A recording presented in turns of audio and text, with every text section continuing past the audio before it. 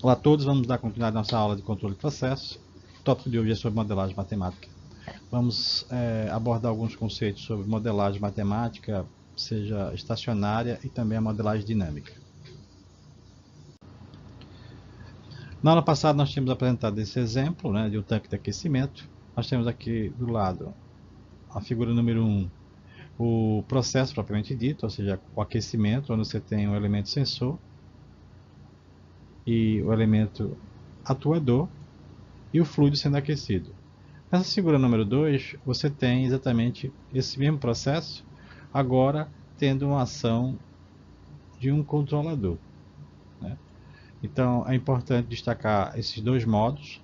Nesse primeiro, você tem o processo em malha aberta, onde se você manipular essa válvula, a temperatura deve ir para um outro ponto estacionário.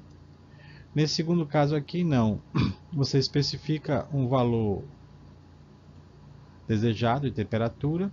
Essa temperatura, então, precisa ser medida com o elemento sensor. Essa informação retrocede para cá, para ser comparada com esse valor de set point. E o controlador, então, tem uma ação sobre a válvula, que é o atuador, que irá modificar a temperatura do meio de tal forma que fique igual ao set point. Então, essa é basicamente a ação que um controle de processo faz em cima do sistema. Essa ação de medição ela é a cada milissegundo, depende da taxa demonstrada do teu sensor, e o controlador então é ajustado para que o sistema de controle tenha uma resposta adequada. Como vamos tratar de modelos matemáticos, então a grande pergunta é o porquê elaborar um modelo matemático? Isso aí, se nós olharmos de uma forma mais ampla, não só apenas controle, o modelo matemático tem como grande finalidade predizer os valores daquelas variáveis que você quer acompanhar, seja para um estudo de otimização, ou um estudo de controle, ou mesmo averiguar algumas condições de operação. Então, a grande finalidade do modelo matemático é essa, você poder ter uma segurança sobre o processo que está operando nos equipamentos e você poder tomar decisões, né? Também o modelo matemático você vai encontrar em etapas de projetar equipamentos. Também, como eu mencionei, o modelo matemático te auxilia no projeto das estratégias de controle, assim como na avaliação das configurações. Alguns processos se adequam melhor a um determinado tipo de controle, alguma determinada estratégia de controle, e outros a outro tipo. Então, se você puder ter um modelo matemático que especifique exatamente como esse sistema varia, você pode avaliar essas opções de configuração. Você também tem o modelo matemático sendo desenvolvido para etapas que envolvam ensino, treinamento, capacitação. Eu aqui estou mostrando a tela que é apresentada no computador quando você utiliza um software de simulação. Só para lembrar que por detrás de cada bloco desse, né, você tem modelos matemáticos pré-definidos, que na realidade você pode juntar todos esses modelos e ter exatamente a simulação do que deseja. Aqui é só para exemplificar essa figura e ressaltar essa frase que nós iniciamos, que o importante da modelagem é você poder prever situações. Você está aqui 3 valores de parâmetros, né? 3 valores de conjunto de parâmetros, 2, 2 e 2. Então, para cada valor usado, você tem uma curva de resposta. Então, você pode estar analisando o teu processo através do modelo matemático, impondo condições de estudo, averiguando como o sistema responde quando você modifica determinada variável. Isso do ponto de vista da modelagem matemática, é uma grande ferramenta. Vou traçar algumas observações sobre a questão dos modelos matemáticos. Todo e qualquer modelo é uma aproximação para o mundo real. Não quer dizer que ele vai ser 100% certo, né? Todo modelo tem erros, claro. Você vai ter modelos matemáticos desenvolvidos com maior ou com menor precisão, ou com maior ou menor complexidade. Esse é outro ponto que deve ser levado em conta, porque você deve ter um compromisso entre gastar muito tempo e esforço para desenvolver um modelo, né? Ou seja, que ele seja extremamente preciso, extremamente às vezes pode resultar em um sistema extremamente complexo, mas que para a finalidade que você quer aplicar, ou apenas um estudo de um comportamento, digamos, dinâmico, ou um estudo apenas para averiguar certas variações para um determinado ponto específico do equipamento de processo, talvez uma modelagem tão rigorosa, tão precisa não seja necessária. Esse aqui é um ponto que geralmente é colocado, onde você tem que ter uma certa criatividade no desenvolvimento desse modelo matemático. E basicamente os modelos matemáticos que você vai tratar, eles serão, na maioria dos casos, um sistema de equações diferenciais ordinárias ou sistema de equações diferenciais parciais. Aqui tem um exemplo aqui de um modelo matemático. Isso aqui representa o balanço de massa e energia num reator químico em batelada. Aqui nós temos as taxas de reação e aqui os balanços de energia no processo e na camisa que envolve esse reator.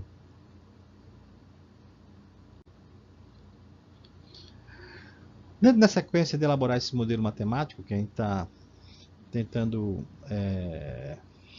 fazer para um determinado processo, é bom a gente seguir certas sequências, certa sequência de como abordar essa questão de elaborar um modelo matemático, né? Você, em primeiro lado, tem um sistema físico, né, o mundo real que você quer transportar para um equacionamento matemático, que é o problema. Depois dessa etapa de elaborar esse problema matemático, você vai correr atrás da solução numérica ou analítica, né? Seja uma solução para um sistema de EDOs ou um sistema de equações diferenciais parciais. E o resultado você vai analisar, vai interpretar se aquele resultado desse modelo matemático proposto, ele se adequa às observações que você tem do mundo real. Então é importante você listar os parâmetros que são importantes, se for reação química, taxa de reação, se for transferência, os coeficientes de transferência, massa, energia. É interessante que você ter o conhecimento de como seria mais ou menos o comportamento da resposta desse modelo matemático. Você pode ter uma variável que você manipula e ter uma certa noção que a variável de resposta ela deve, por exemplo, crescer ou então deva diminuir. Aí você mais ou menos filtra o que está acontecendo em relação ao modelo matemático que você está propondo. Saber colocar as convenções de sinais, né? Seja para entrada de matéria-prima ou de energia, saída de matéria-prima, saída de energia.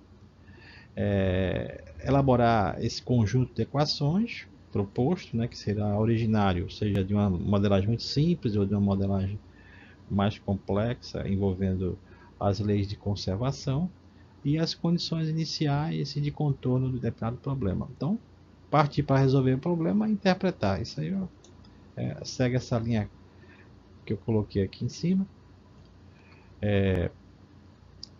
De outro lado agora, nós temos 3 pontos para a gente sempre estar lembrando dentro dessa modelo matemática, que dentro do modelo você vai ter variáveis que são dependentes, são calculadas da solução do modelo matemático. Essas variáveis dependentes, elas são funções de outras variáveis, que seriam as variáveis independentes. No caso específico de um modelo matemático dinâmico, você tem as variáveis, por exemplo, temperatura, concentração, pressão, função do tempo. E diferente dessas duas variáveis, você tem os parâmetros que compõem o modelo matemático. Tá? Não confundir parâmetro com variável independente. Outro ponto importante que precisa ser bem analisado é você selecionar adequadamente as variáveis que você vai utilizar nesse modelo matemático. Eu tenho aqui o exemplo de um reator em batelada, né, perfeitamente agitado. Nós temos aqui essa equação que é proveniente do balanço, né, ou seja, está existindo a variação de concentração no meio, ou a variação do número de moles, que é o que representa aqui, e você pode estar trabalhando ou com concentração ou com número de moles, né? E essa expressão aqui nos diz que a concentração varia com o tempo de acordo com a taxa de reação do processo. A variação do número de moles com o tempo varia de acordo com a taxa multiplicada por volume. Essa grandeza aqui é uma grandeza intensiva, essa aqui é uma grandeza extensiva. Então, em algumas situações, você deve escolher qual delas é a melhor para você desenvolver seu modelo matemático. Por exemplo, você pode ter em relação à energia uma seleção entre vou trabalhar com temperatura ou vou trabalhar com entalpia. Em algumas situações é mais conveniente uma, em outras situações é mais conveniente usar a outra, né? Você tem duas correntes que se juntam e você quer saber o conteúdo entálpico dessa corrente resultante, você pode simplesmente adotar a entalpia como a sua grandeza. Agora, se você tem interesse de acompanhar com a temperatura que está evoluindo dentro do processo, você vai selecionar certamente temperatura. Dando sequência a abordagem e elaboração do modelo matemático do processo, em algumas situações você vai precisar recorrer a equações complementares, que a gente chama de equações constitutivas, né? Quando você efetua um modelo matemático originário de um balanço de massa e energia ou quantidade de movimento, algumas equações de fechamento desses balanços são necessárias, que são exatamente essas equações constitutivas, né? No caso aqui do balanço de massa, o balanço de número de moles presente no sistema, você tem a taxa de reação como uma equação constitutiva. Outras expressões de equação constitutiva dentro da engenharia de processos químicos seria as taxas de transferência de massa, de energia. Então, isso é muito importante que você tenha o cuidado na seleção dessas expressões. Então, apresentando de uma forma mais detalhada aquilo que explicamos no slide anterior, você tem aqui o balanço material nesse reator em batelada, originando essa equação, e nós temos a equação constitutiva. A equação constitutiva ela é detalhada aqui do lado. A taxa de reação ela é função da determinada concentração, Ca, determinada concentração, Cb, de parâmetros que são a energia de ativação e esse coeficiente pré-exponencial. Então, para nós termos a equação de balanço completa, foi necessário usar a expressão da taxa de reação, que é a nossa equação constitutiva. Na elaboração do modelo, além da escolher corretamente as suas variáveis que você vai utilizar, você também usar corretamente as equações constitutivas que vão fechar a expressão do balanço, né, de massa, energia e quantidade de movimento.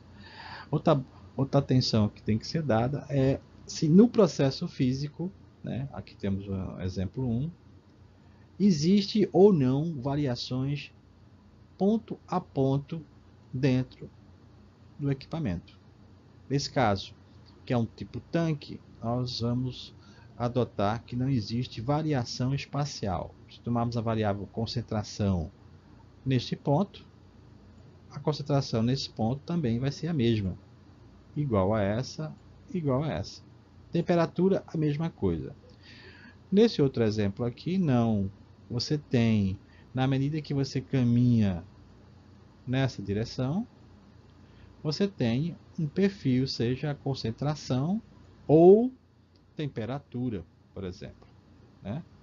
Então, os dois devem ser analisados de formas distintas. Então, o modelo aqui seria um modelo a parâmetro concentrado, né, onde não existe variação espacial, geralmente proveniente de balanços macroscópicos, a variável que entra menos a variável que sai, são tipicamente modelados e vão originar equações diferenciais ordinárias.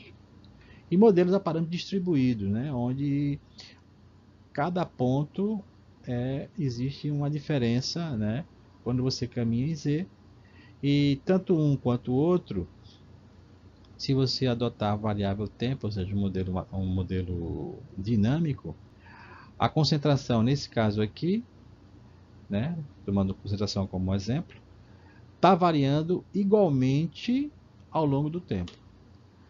Nesse caso de cá, a concentração está evoluindo, esse perfil de concentração, né, ao longo do tempo. Então são duas características bem distintas.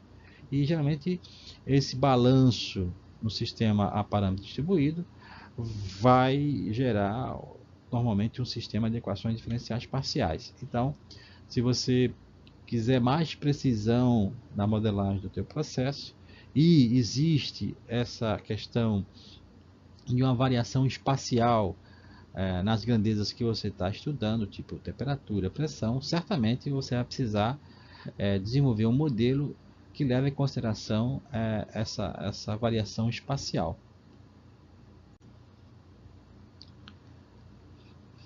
Temos aqui dois exemplos bem típicos da engenharia química, né? Um reator tipo tanque, um trocador de calor. Geralmente um reator ou um tanque de mistura, a gente já pode ter uma ideia preliminar que não exista variação espacial dentro do sistema, né? Se houver algum desvio disso, isso aí precisa ser, digamos, analisado e incorporado à modelagem que você está propondo. Dito que este é o exemplo de um parâmetro concentrado, nós temos aqui no desenho abaixo esse mesmo tanque agora mostrando, iniciando, né, a etapa de introduzir o controle processo. Você tem aqui uma medição, né, um elemento sensor que mede vazão, a informação chega no controlador e você tem um valor desejado de vazão. Então essa malha que eu circulei aqui controla a vazão que é introduzida no tanque.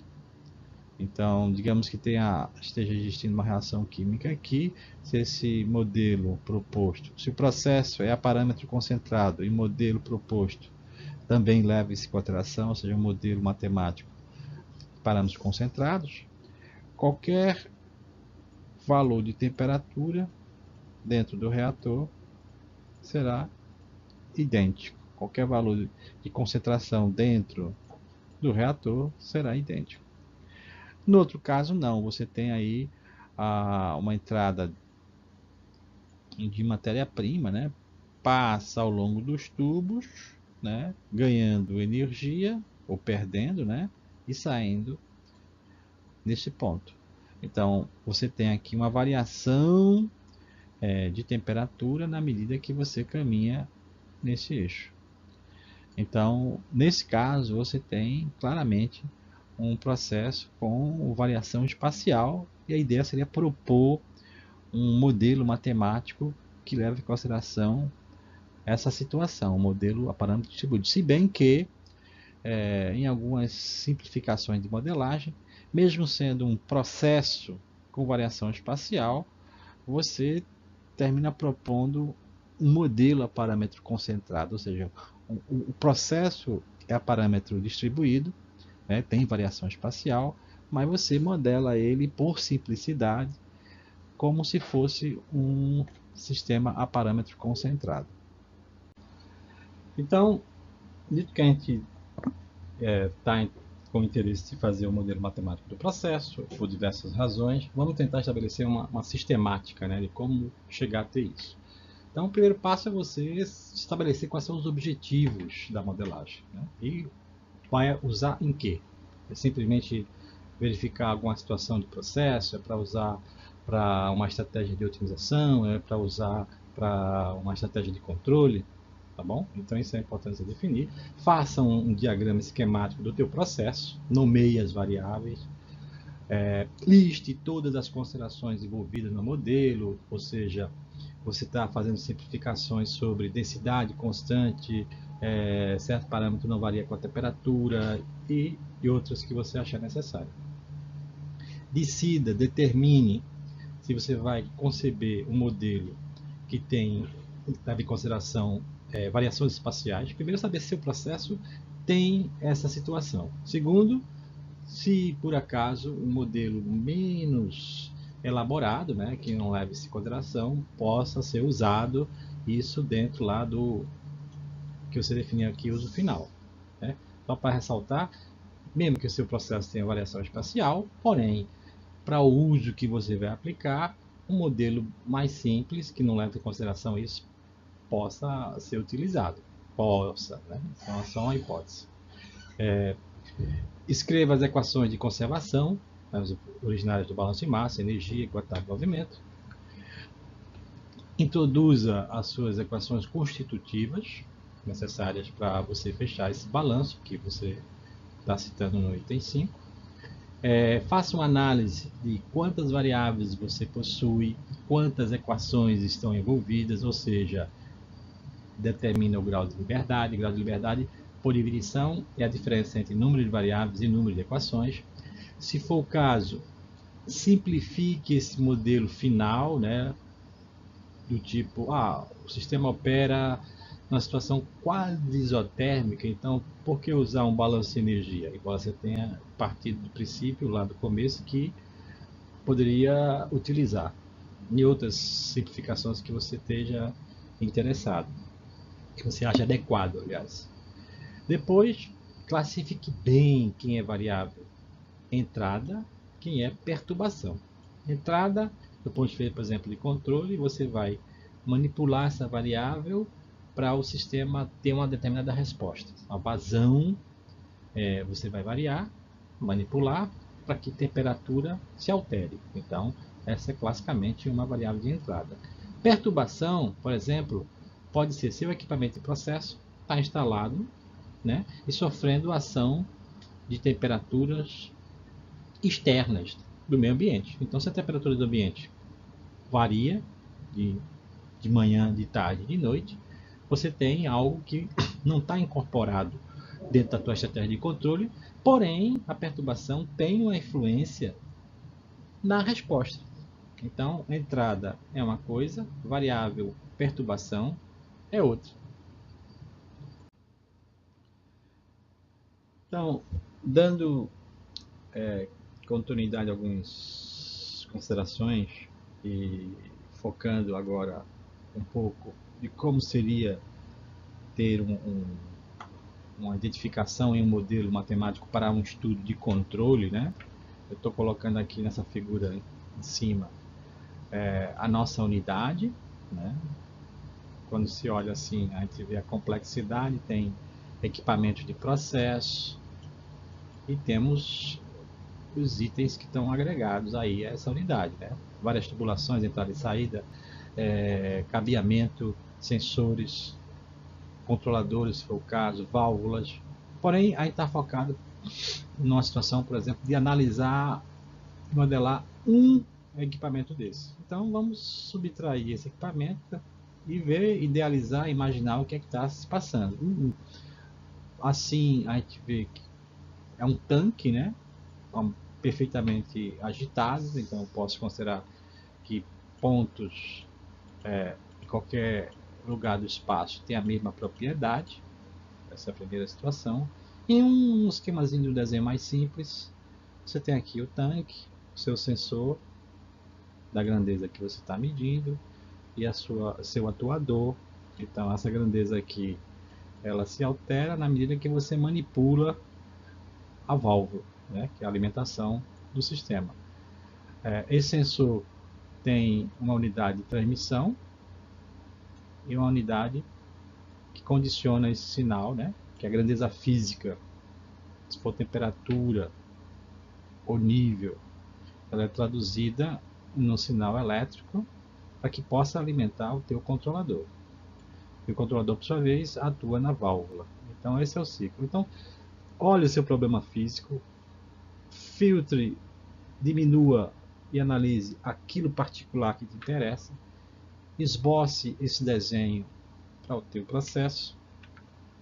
E se você está propondo estudar a parte de controle, né, a gente vai fatalmente ter que elaborar um diagrama de blocos. Aqui, esse bloco seriam as equações matemáticas do teu sensor. Aqui são as equações matemáticas relacionadas ao teu processo. Aqui as equações matemáticas relacionadas ao teu atuador, a válvula e o controle propriamente dito. Esse conjunto aí, com essa etapa de retroagir essa informação, né, para comparar com o valor de referência, cria o nosso diagrama de blocos para essa unidade em malha fechada, do qual esse modelo matemático aqui, esse modelo matemático aqui, mais esse, e a expressão matemática do teu controle. Você está concebendo esse modelo, né, e a junção dele para um estudo de controle e processo, que é o nosso alvo dessa aula, né?